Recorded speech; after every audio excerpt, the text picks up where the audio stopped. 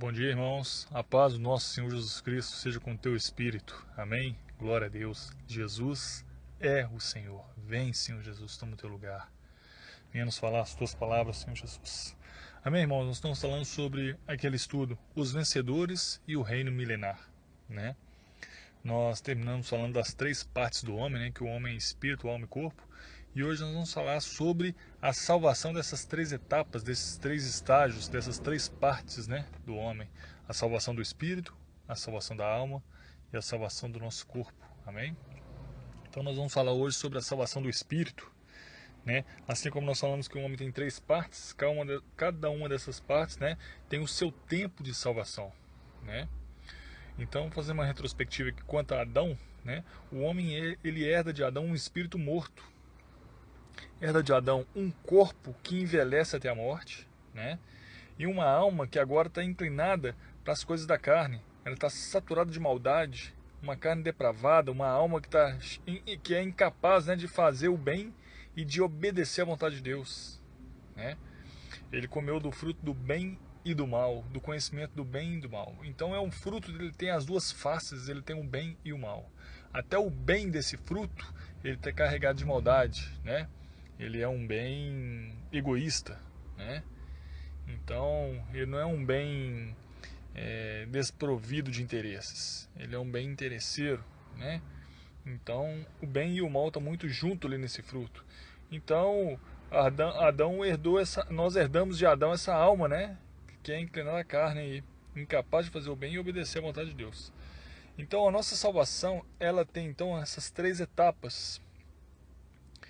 E hoje nós vamos enfatizar a salvação do Espírito. O dia em que Cristo, né, como nosso Salvador, ele morreu, né, e aí ele gerou o Espírito dele. Ele morreu, ele ficou 3 dias e ressuscitou. E nisso que ele ressuscitou, ele ficou 40 dias ainda com os homens na terra, e depois ele foi ascendido aos céus, né? Nós vemos ali em Atos, capítulo 1, ele subindo aos céus, né? E aí nós vemos lá em Apocalipse, capítulo 4, capítulo 5, a sua entronização, ele sendo entronizado aos céus, né? E todas as hostes celestes ali recebendo o Senhor Jesus nos céus. E ele foi glorificado, né? Ele foi glorificado. E aí ele fala com os discípulos, né? Fiquem em Jerusalém esses 10 dias, orando juntos, porque eu vou voltar como Espírito para vocês, né? É o que acontece. Depois tem a festa de Pentecostes, né? E o Senhor Jesus desce como línguas de fogo por meio do Espírito Santo, né? É o seu Espírito. Então o Espírito Santo só podia ser dado depois de Jesus ser glorificado. Não é isso que é dito lá em João 7, versículo 39, se eu não me engano, né? Quando Jesus está na festa dos tabernáculos ali, eles estão comemorando lá em Jerusalém, e Jesus está falando sobre o Espírito, falando, olha, rios de água viva fluirão, né? Quem crê em mim, no seu interior. E João explica que esse aí seria o Espírito Santo que seria dado. E João explica ainda, olha, o Espírito Santo não fora dado nesse momento, naquela época ali, porque Jesus ainda não havia sido glorificado, né? Então, por quê? Porque o Espírito Santo ele tinha que ter essas experiências, ele tinha que ter a experiência de ser morto numa cruz, o Espírito Santo tinha que ter a experiência de ser ressuscitado, o Espírito Santo tinha que ter a experiência de ser entronizado aos céus, né? Porque é esse Espírito que no último dia ele vai nos...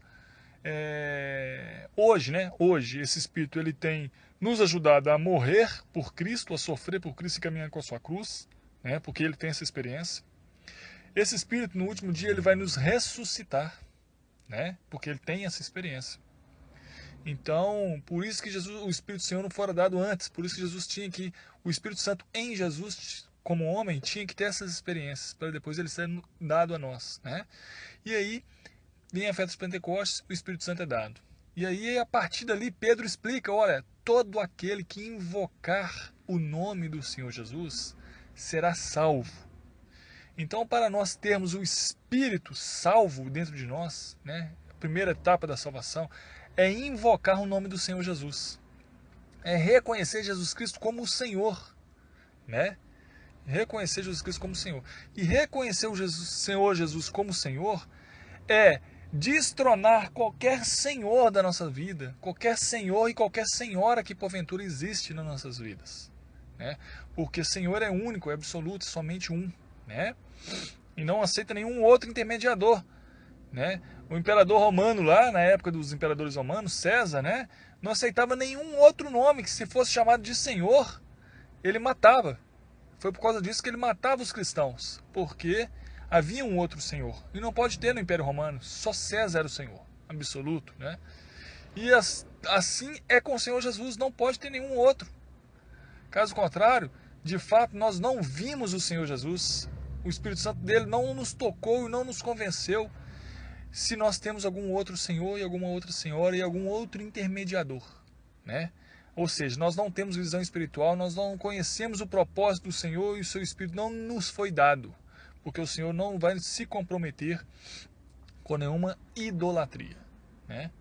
Então, todo aquele que invocar o nome do Senhor Jesus, dizendo: Jesus, tu és Senhor absoluto e único, aí sim, esse será salvo, né? É isso que Pedro está falando lá em Atos, logo depois da festa de Pentecostes, na festa ali de Pentecostes, né? E aí só naquele dia 3.000 almas são salvas, porque reconhecem somente Jesus como Senhor. E o espírito dessas pessoas passa a ser regenerado, restaurado, justificado diante de Deus. Então, o que o Senhor pede para nós é simplesmente crer no seu Filho como o único Senhor, né?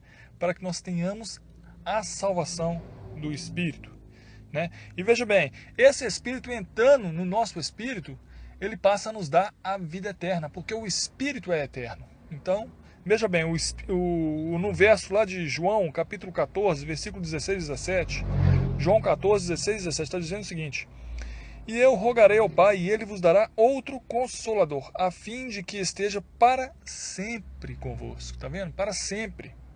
Eterno. O Espírito da verdade que o mundo não pode receber, porque não o vê, nem o conhece, mas vós o conheceis, porque ele habita convosco e estará em vós. Glória a Deus. Por que Jesus diz que esse Espírito habita convosco, né? Jesus estava com eles ali. E depois ele diz ainda, e estará em vós, né? Naquele momento o Espírito não estava neles, né, nos discípulos, não estava, porque Jesus não deu o Espírito. Ele está falando que ele ainda há de rogar para o Pai dar o Consolador, mas ele falou ali que o Espírito habitava junto com eles. Por quê? Porque estava no próprio Senhor Jesus, né? E o Senhor Jesus, logo no começo do capítulo de João, ali, do Evangelho de João, vem falar que o Senhor Jesus ele veio tabernacular, né? Habitou entre vós, cheio de graça e cheio de verdade, e vimos a sua glória como do unigênito do Pai. Então ele habitou entre eles. Ele estava ali, né? Então o Espírito estava ensinando eles ali, mas na vida do Senhor Jesus, né? Então por isso que o Espírito habita convosco e estará em vós. Então depois que o Senhor Jesus ressuscitasse e fosse glorificado, ele desceria, que foi o que aconteceu a partir da festa de Pentecostes, né? Amém? Então é um Espírito eterno. Amém, irmãos? E nós vemos que Deus está construindo a sua casa, né? Ele fala que nós somos o templo do Espírito Santo, né? O corpo coletivo dele, de Jesus, né? Que Cristo é a cabeça e a igreja é o corpo, né? Ele está construindo, edificando esse corpo. Amém, irmãos? Então, fazendo uma analogia com o que havia lá nós falamos, né, sobre as 3 partes do templo, do tabernáculo, que era o átrio, o santo lugar e o santíssimo lugar, né? O primeiro a ser feito, né, você pode ver lá em Êxodo, capítulo 25, lá no versículo 10, falava que o primeiro a ser feito era o santíssimo lugar. A primeira coisa a ser feita do tabernáculo era o santíssimo lugar, né? E colocar a arca do pacto ali, a arca da aliança, né? Ali no santíssimo lugar. Por quê? Porque representa Cristo, né, na parte mais interior do templo, né? Ou seja, Cristo tem que estar no nosso espírito, é a parte mais interior do nosso ser, né? Do homem, que é o espírito, alma e corpo. A parte mais interior, o homem interior, como Paulo vai dizer, é o espírito. Então, a arca da aliança, que significa o pacto, né? E o Senhor Jesus, que é o nosso pacto para com o Senhor, o único que nos justifica, o justo justificador, né? O único intermediador entre Deus e os homens, é Cristo. Ele precisa estar no Espírito primeiramente, né? Que foi o que aconteceu no tabernáculo, a arca da aliança dentro do santíssimo lugar, né? Então, Cristo precisa primeiramente restaurar o nosso espírito. E isso é simplesmente nós cremos como Jesus Cristo como o Senhor, né? E aqui nós temos que lembrar que foi exatamente isso que aconteceu. As 3 etapas da salvação, aconteceu no passado, ou seja, Cristo morreu por nós no passado, então o nosso espírito ele é salvo no passado, ou seja, algo que já foi feito, basta simplesmente nós crermos, né? Nós vamos ver que a salvação da alma ela é uma salvação presente, ela depende de nossa perseverança. E a salvação do nosso corpo ela é futura, vai ser quando o Senhor vir glorificar o nosso corpo, né? Quando nós somos transformados na sua glória. Então vamos ver aqui, ó, em Efésios capítulo 1, versículo 3 a 5, diz o seguinte: Bendito Deus e Pai de nosso Senhor Jesus Cristo, que nos tem abençoado com toda sorte de bênção espiritual nas regiões celestiais em Cristo, assim como nos escolheu, tá vendo? Nele, antes da fundação do mundo, para sermos santos e irrepreensíveis perante Ele, em amor. Ele nos predestinou para Ele mesmo, para a adoção de filhos, por meio de Jesus Cristo, segundo o beneplácito da sua boa vontade. Né? Nós vemos aí que no passado o Senhor já estava preparando essa salvação para nós. Ele vos deu vida, veja bem, outro versículo aqui, ó. Deixa eu pegar a referência. Efésios capítulo 2, né? Vamos ler o versículo 1, o versículo 4, o 5, o 6, o 8 e o 9. Ele vos deu vida, estando vós mortos nos vossos delitos e pecados, mas Deus, sendo rico em misericórdia, por causa do grande amor com que nos amou, né? E estando nós mortos em nossos delitos, Ele nos deu vida juntamente com Cristo, tá vendo? Ele nos deu vida, está no passado. Por quê? Porque foi Cristo que fez, né? Pela graça sois salvos, juntamente com Ele. Ele nos ressuscitou e nos fez assentar nos lugares celestiais em Cristo Jesus. Quem que fez isso? Tudo foi feito por meio de Cristo, né? Basta nós crermos e pedirmos o seu Espírito, né? Nós falamos lá na ministração passada em que Lucas, no livro de Lucas, é falado que, porventura, o Senhor não nos dará o seu Espírito se nós o pedirmos, né? O Senhor é um bom Pai, ele fala assim, o mau Pai aqui da terra, se pedir uma pedra, se pedir um pão vai dar uma pedra, né? Se pedir um ovo vai dar um escorpião, quanto mais o vosso Pai Celestial vos dará o Espírito Santo a todos quantos o pedirem, né? Então peça, Senhor Jesus, Tu és o único Senhor, Tu és o único Senhor, não há nenhum outro, me dê o Teu Espírito, para que eu possa compreender as coisas espirituais e começar a caminhar contigo, né? Quando o Senhor Jesus fala para Nicodemos lá em João capítulo 3, ele fala assim, olha Nicodemos, ninguém pode entrar no reino do céu se não for nascer do alto, né? Se não for regenerado com uma vida do alto, né? Porque se não nascer de novo, né? Nascer de novo ali é uma vida do alto no grego original, porque precisa receber o Espírito Santo no seu espírito. Só que o Espírito Santo só se recebe crendo como Jesus como o único Senhor, né? E clamando, Senhor Jesus, me socorra. Eu preciso de Ti, só quero o Senhor na minha vida. Amém? Efésios 2 aí, ó, versículo 8. Porque pela graça sois salvos, mediante a fé. Aí, mediante a fé, tá vendo? Isso não vem de vós, é dom de Deus, tá vendo? Que Deus dá, não precisa a gente fazer nada. Basta simplesmente crer, pela fé, né? Isso não vem de nós, para que ninguém se glorie, não vem de obras, para que ninguém se glorie.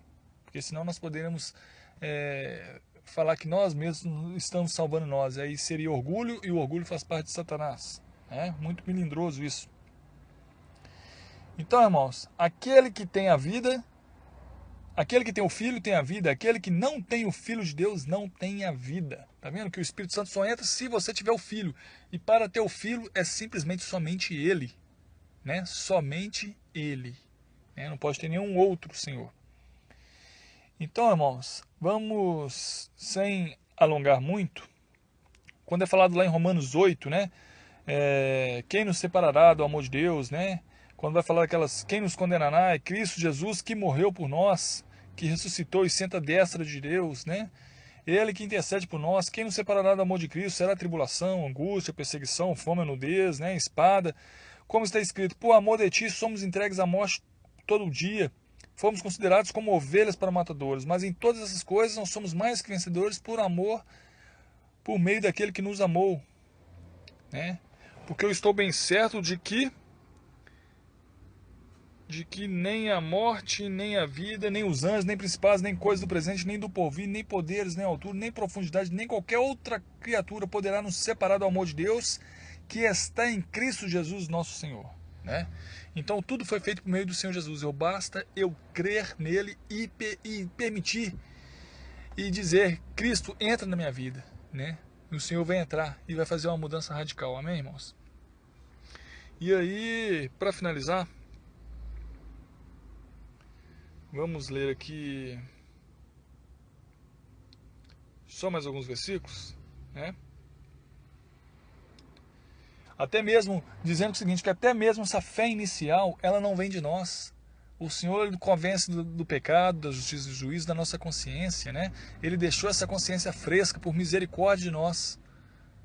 Porque se essa nossa consciência, que é uma parte do espírito, do espírito humano, se ela tivesse fechada, nunca mais Deus entraria em nós, porque não conseguiria nos convencer. Então até isso foi misericórdia do Senhor, né? Até essa fé inicial é Ele que nos dá. Não é verdade? Veja que ele vai dizer quando Pedro lá, veja bem, Mateus 16, deixa eu abrir aqui.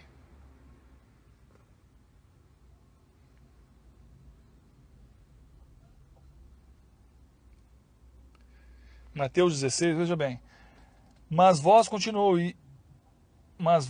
continuou ele, quem dizeis que eu sou? Né? Mateus 16, versículo 15. Aí nós vamos até o 17. Respondendo Simão Pedro, tu és o Cristo, o Filho de Deus vivo. Então Jesus lhe afirmou, bem-aventurado és Simão Barjonas, porque não foi carne e sangue que te revelaram, mas foi meu Pai que estás nos céus. Então é o próprio Deus Pai que nos permite ir até Cristo, né? Se o Deus Pai não permitir, Cristo não vai ser revelado para nós, porque nós não temos essa capacidade, o nosso espírito está morto, né? Então, para que nosso espírito possa ser vivificado pela misericórdia de Deus, Deus nos permite Cristo ser revelado a nós. E aí, por isso que ele fala para Pedro, olha Pedro, foi Deus que te revelou, foi Deus que revelou eu a você. Por isso que você teve esse discernimento que eu sou o Cristo, o Filho do Deus vivo, né? Então, é por misericórdia, até essa fé inicial é Deus que nos dá, né?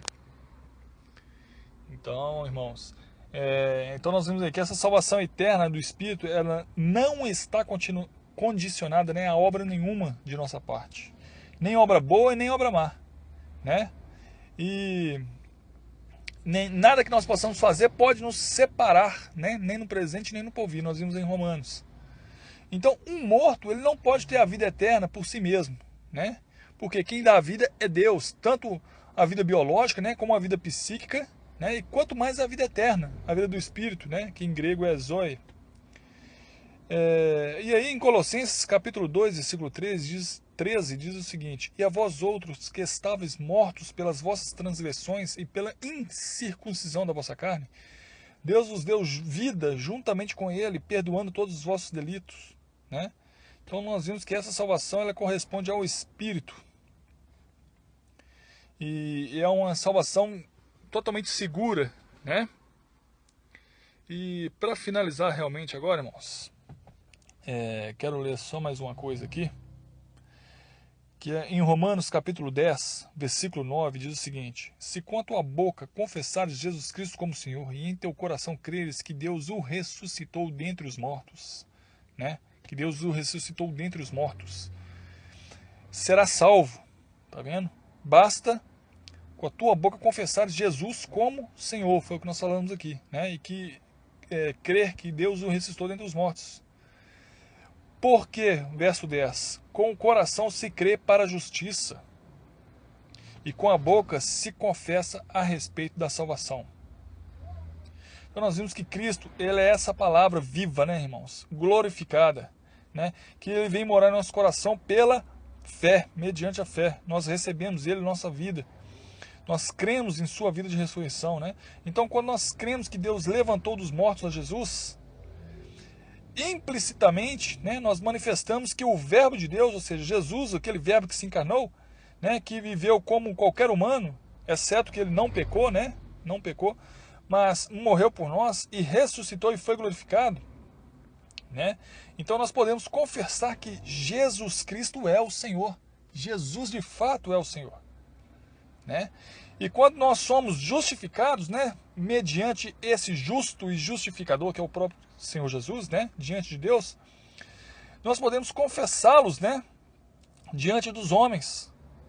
E sempre quando nós invocamos, né, e proclamamos o nome do Senhor Jesus, dizendo Jesus é o Senhor para nós mesmos e para os homens, nós vamos ser salvos, né, de várias prisões, de várias cadeias, de vários problemas do dia a dia, vários problemas temporários, né? E isso vai nos transferindo para uma outra salvação, que é o segundo estágio, que é a salvação da alma, que é o que nós vamos falar no próximo dia, se o Senhor Jesus nos permitir. Amém? Glória a Deus.